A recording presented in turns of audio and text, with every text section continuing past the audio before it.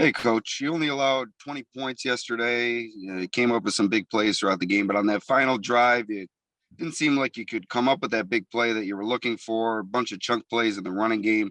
What went wrong on that final drive, and what couldn't you come up with there to stop the bleeding? It's exactly like you said. Just trying to find a way to make that one play to get them in a negative situation, and we weren't able to do it. We tried different things, whether it was pressure, whether it was just being an 8-man box. And for whatever reason, we just couldn't come up with that one play. And finally, we get to stop to hold them to a field goal, but they bled the clock and forced us to use timeouts along the way. But that was definitely disappointing that we couldn't come up with that play to put them in a negative situation during that series. How about just overall your performance defending against the run yesterday? It seemed like whoever ran the ball had success. Is there any long-standing concern with your team's ability to stop the run, or do you think that this is an isolated issue with this week? How do you view that? Yeah, I definitely think we can get it figured out and get it turned back. When you look back at what happened in the 6 weeks prior to the last couple of weeks, we've been playing good run defense, and we've kind of stumbled a little bit the last couple of weeks. So I do think it's fixable, and we're going to work as hard as we can to get that corrected. And our players feel the same way. Our coaches, we definitely feel like we can get it corrected. All right, thanks. You're welcome. Ready. Good afternoon, Coach. Good afternoon, Coach. George Radney, Challenger Community News. How you doing this afternoon? I'm doing well, George. Yes. Question for you: is it more like that the defensive front and the linebackers are overrunning the play? Is that what you're seeing on the film on these running plays? Because it looks like it's misdirection and trap plays seems to be the downfall right now of your defensive unit. We've had some where we've overran the ball, but that's not the only issue. We got to do a better job of tackling George and being in our gaps. All is the same things that usually occur when you're not defending the run well. So it's not like it's just one thing. It's just a combination of things that we got to get corrected, and we got to work very hard to get that done. And do you think I know you don't want to blame anything, but is it possibly the CBA with the new rules they have where you can't tackle or hit or be wearing pads? Because I know back when you played, you guys hit 2-3 times a week, right? You guys went live probably 3, maybe depending on how the results of the previous Sunday, maybe 4 times a week. You guys might have had to go live during practice back in the day. Do you think that's caused because it's not only the Bills, but most teams seem to have trouble with basic tackling skills? Well, you're right about then and now. I mean, it's far different when it comes to tackling in practice. But no, I don't want to make that excuse, George. I mean, we tackle well early in the season, and we still work tackling drills during practice. We haven't gotten away from that. And so we just got to do a better job. And I know we will. We just got to keep emphasizing tackling and being where you need to be when it comes to gap integrity, using our hands to get off of blocks and shedding blocks. I mean, all those things that help you to be a good defense, in particular stop and run. We got to get back to the fundamentals of that. Okay, and last question for you. AJ, you're on AJ Epenesa, his play yesterday. I thought overall AJ did a good job for us. His snaps, he didn't get as many rushes as he may have liked because of the style game that it was. But overall, I thought he did a good job. He had the one play I'm sure he'd like to have back. We were running a pressure in that drive. I think it was Alex that brought up earlier, where he was a little bit short getting into his gap, and they ended up creasing us a little bit. But overall, he did a good job for us. All right, thank you very much, and good luck. I know you're going to get things fixed up for this coming week. Because Delvin Cook and that whole crew coming in this weekend, know you're going to be ready, Coach. Have a great week. Thank you. Hi, Leslie. How are you? Hey, how you doing? Good. So journalists did some math a little bit. So the last 3 seasons with Milano, you guys have a 73 winning percentage. It's 55 when Milano is out. I mean, how much of a difference does he make? Is it because there's really no weakness to his game? Do you have to move things around more when he's out? What's the Milano factor? That's a pretty good number there when you hear it put that way. But he's a very important player for us. There's no doubt about it. He does so many things well for our defense, whether it's coverage, whether it's helping us against the run, his blitzing, his matchups. So he just does a lot of good things for us, taking the ball away. He's an impact player. But that being said, we have other players. When he doesn't play, you count on those guys having to step up and fulfill that role. Now, to the level that where Matt is, that's a little bit different. But it's next man up. I mean, that's the mentality, and you count on those other guys who step in to do a good job for you. And I thought Terrell Bernard overall did a fine job yesterday. It's a little bit different when you're a rookie. You're seeing things for the first time. You're trying to get the game to slow down a little bit. So there were some plays he'd like to have back, but that's just part of it. But to answer your question, Matt, he's a very valuable piece, and those numbers say so. Thank you. You're welcome. Coach Frazier, Mookie Hawkins, Waffle Sports 1080. How you doing today, sir? Doing well, Mookie. How are you? I'm okay, Coach. I'm okay. Good. We just ain't, it's not Victory Monday, so it's kind of weird, but you win some, you lose some sometimes, But just tell us, Coach, what went wrong yesterday, and how do you plan to fix it?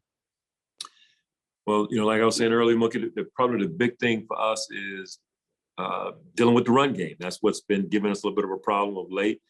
And, there's some things that we have to do fundamentally to get better and technique-wise as well. And we're going to work as hard as we can this week to get that done. There's no secret to it. There's no magic to it when it comes to stop your run. It's about being physical. It's about being able to tackle, getting population to the football, being gap sound, all those things that we did well in the first 6 weeks when we led the league in run defense. We need to be able to do that going forward, and we can. And we're going to work as hard as we can this week to get the ship turned in the right direction. No doubt, Coach. And on the flip side of things, we know to make up where you guys don't blitz enough because, like you said, you rely on the 4-man front to get that pressure, that needed pressure. And on the flip side of it, numbers do indicate, with Wilson, when pressured, he's not that good. How much sometimes do the numbers dictate you to do things that you normally not accustomed to? They factor in. I mean, we have an analytics department headed by Dennis Locke that gives us some information similar to what you just provided that we utilize. So, we listen to those numbers, we pay attention to it, and then we back it up by looking at the tape. But there are times, based on information that we receive, we'll shape a game plan around some of that information. So it does matter. Yes, and I know sometimes it matters at the right time and the wrong time, because sometimes you probably want to call a blitz, but guess what? Milano's not out there. And, sometimes it's just those trust factors you have. You don't want to put a guy in those certain situations, and then yesterday, Rousseau goes down, Ed Oliver getting the up. So it's kind of like sometimes you want to dial it up, but you don't quite have the personnel. Do you find yourself in those instances as well, Coach? There are some times where you have to be smart, based on the people you have on the field. I'm not going to lie to you. You have to be aware, even though you may want to try something, but you do have to be aware of your personnel. That's just a fact.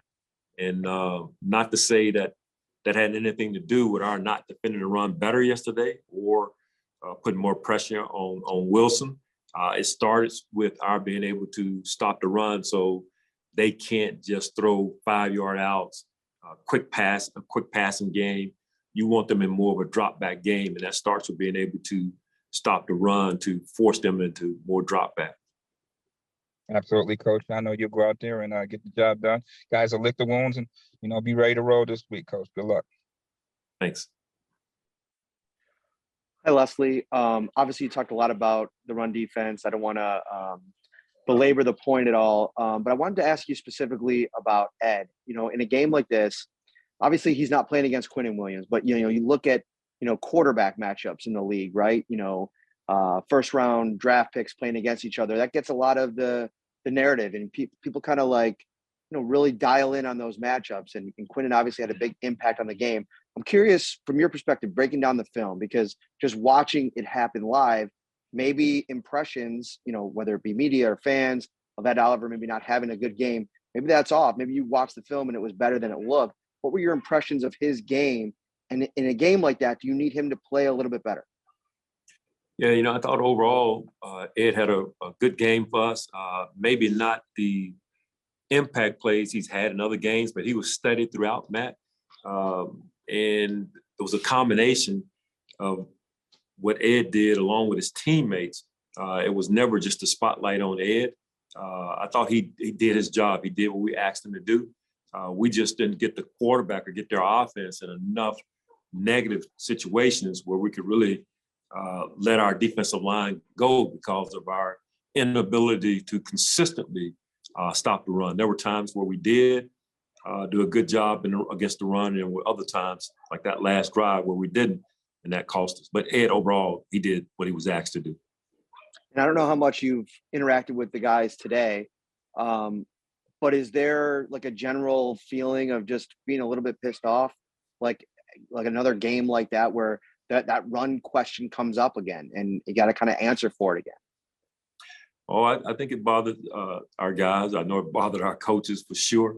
And, we got to, like I said earlier, work our tails off this week to get it corrected and just continue to move forward and learn from this ball game. That's the key, Matt, that if you can learn from a game like yesterday and don't let that be really the narrative that defines your season, then you have a chance to reach your goals as a defense. And that's the goal, to let that game stand alone and just keep improving as the year goes on. Appreciate it, Leslie. Thank you. You're welcome. Hey, Coach, it seemed like they had quite a bit of success in the quick game. A little bit of maybe RPO, getting the ball out of Zach's hands pretty early. I know that, there's some numbers of him being under pressure where it hasn't gone so well. But can you talk about the challenges of pretty much the quick game, kind of trying to defend that when you're trying to get pressure on a young quarterback, but he just wouldn't let you? Yeah, you're right, sir. That definitely presented some problems because they were getting the ball out of his hands so fast. The only thing you can really do is get your hands up and try to get some batted balls, and that makes it a bit of a challenge. But part of that, their ability to be able to stay with that type of passing game, was our inability to create some negative plays in the run game. We did it on occasion, got them in some third downs, not enough third and longs, and that makes it tough. So we got to do a better job in the run game to get them in some third and long so we can get after that quarterback, and that's part of it, and get them out of their comfort zone because they stayed in that comfort zone with a lot of quick passing game, as you mentioned, and that's not where you want to be from a defensive standpoint. And when you have young corners and they're going through that, is that is that something you have to teach? The leverage has to be really perfect right there. The technique has to be perfect when everything's going so fast. Cause these guys haven't seen it at that level as much. Yeah. The technique has to be so right because they're going to catch some of those little short passes. Now your tackling's got to be on point. You got to make sure there are no yards after catch. And then if we put you in a press situation, you got to do a good job to your leverage, on your leverage. And sometimes we did and sometimes we didn't. And that creates some problems for you when it doesn't happen. Thanks, Coach. You're welcome. Hey, Leslie, you guys will face Dalvin Cook this week. So what makes him such a good running back, and why is he so talented and tough to stop? Yeah, I watched just a little bit of tape on him earlier today, Matt, and he's such an explosive runner. When he gets the football, he can score from anywhere on the field, unlike some backs who may break a 15, 20-yarder. He can take it 80, 90 yards from anywhere. He's an explosive back, and he is a good receiving back as well. He can catch the ball out of the backfield, so he's multidimensional. They keep him on the field on third down. So he puts a lot of pressure on your defense as a runner, as well as his ability to be able to catch the ball on screens and other routes out of the backfield as well. And then what about Justin Jefferson? He's a younger wide receiver, but is ranked pretty high in the NFL since he came into the league in 2020. Yeah, well, he's a problem. I tell you, he just gives defenses a headache every week. I watched some of his tape earlier, and so many explosive plays, and people are trying to take him away, but he finds ways to get open, and their coaching staff does a good job of scheming ways to get him open. But he's an excellent receiver, really good speed, really good route runner, excellent hands. He's a challenge for sure. So we'll have our work cut out for us trying to slow him down. Thanks, Leslie. You're welcome. That's all for today. Thanks, Leslie. Okay, thank you, Kate.